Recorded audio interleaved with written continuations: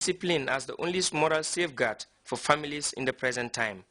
His statement is one that urges total reflection on the trials and struggles of the religion, maturing on the contributions of representatives of the various tribes in the Gambia.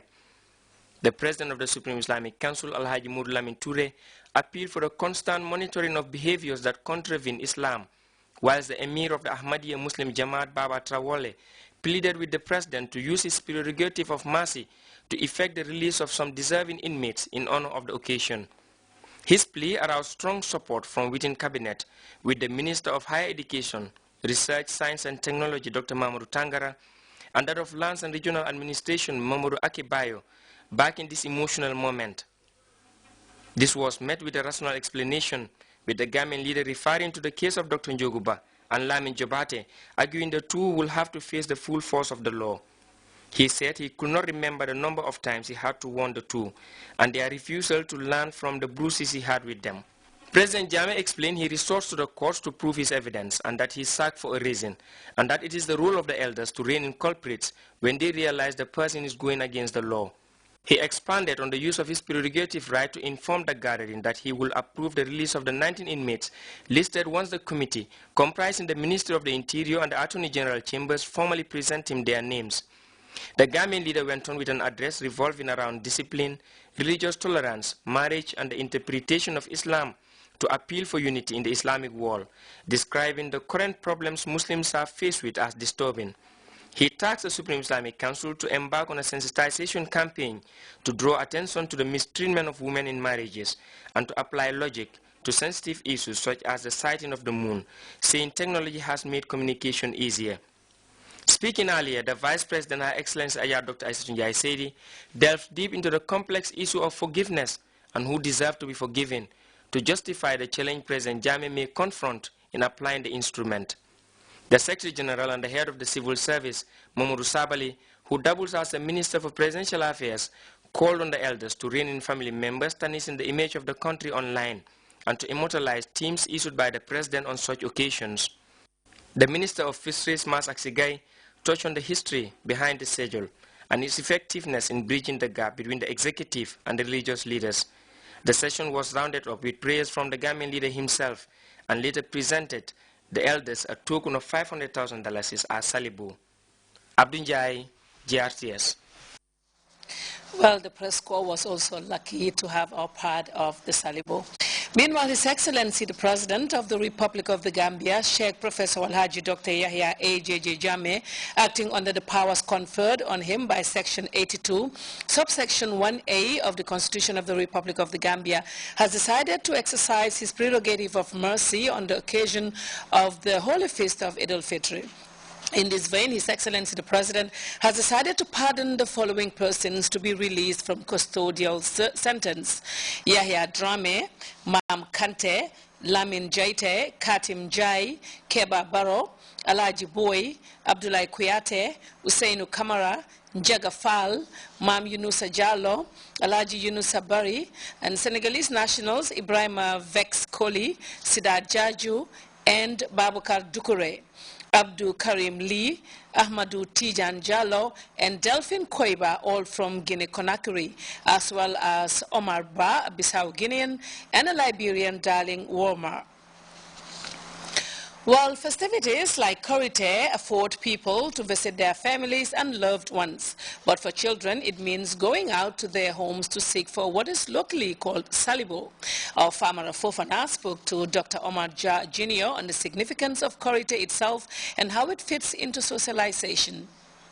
I think it is known in Wolof as Korite, as an adjective to kor, but in Arabic it's known as Eid al-Fitr, the breaking fast festival, and it's one of the Islamic festivals, and there are many, but then it is to also be grateful to Allah subhanahu wa ta'ala in the sense of expressing happiness in terms of socialization, in terms of making sure that the family is happy, and also to thank Allah for the end of Ramadan.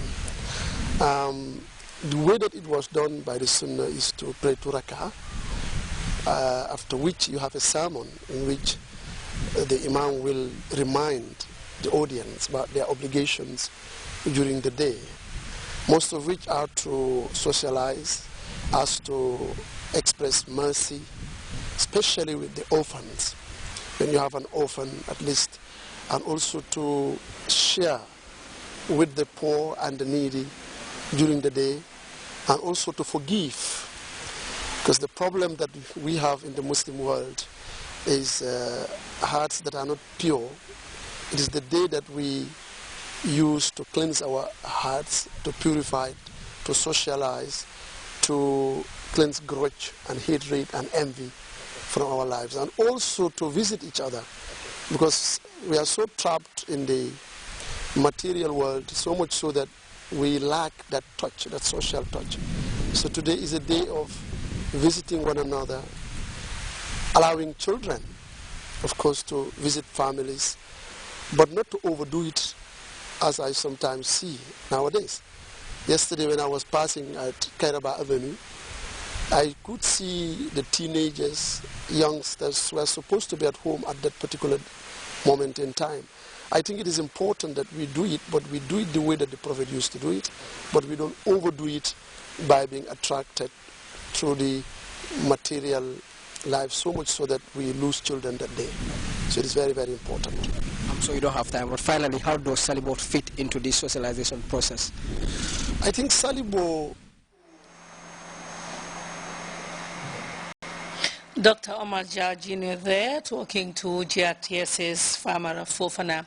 The Youths for Agriculture and Fishing Initiative, YAFI, continued their tour of fishing sites with visits to the coastal villages of Tujereng, Sanyang and Gunjur. The tour, as Abdullah Baj explains, is informed by the Gambian leaders' call for young people of the country to massively take up fishing and farming as gainful enterprises. Forms an important component of not only the country's economy, but also the livelihood of hundreds of other people. The fact that fisheries sectors remain dominated by foreigners is a scenario that does not bode well for the development aspirations of the country. That was the reason why the Youth for Agriculture and Fishing Initiative, under the call of His Excellency the President, engaged young people from different fishing communities with a view to encouraging them to go to the sea. At Tujereng Beach, the elders of the community, along with their alcalo and youths, underscored the importance of fishing, indicating that their youths are ready for fishing should the facilities they need are provided with a landing site.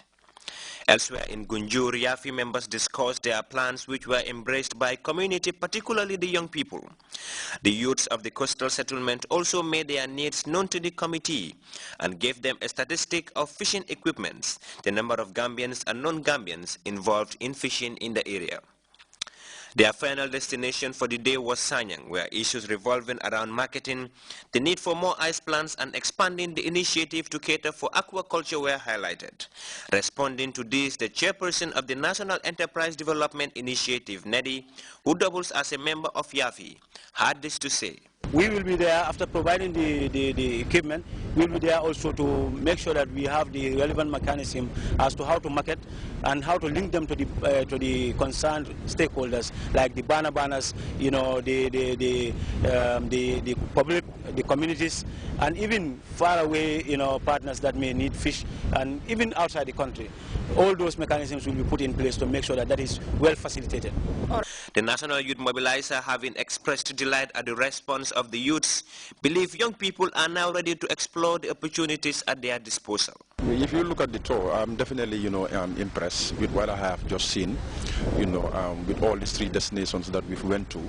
Definitely, you know, the youth themselves are beginning to actually, you know, take up the issue seriously, because from what we heard from them, definitely they are willing and ready to go, you know, into the sea to venture out for fishing, you know, because now they've realized that it is the high time now for them to venture into it, because like I always said, all the enabling environment has already been created, you know, by the president and his government, and that, you know, now they really felt the need for it, because the unemployment somehow is on the rise, you know, I mean, actually caused by ourselves, you know, the young people, because we are not ready to exploit the opportunities that are being created.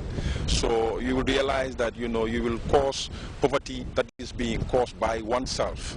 Now that most young people have expressed their interest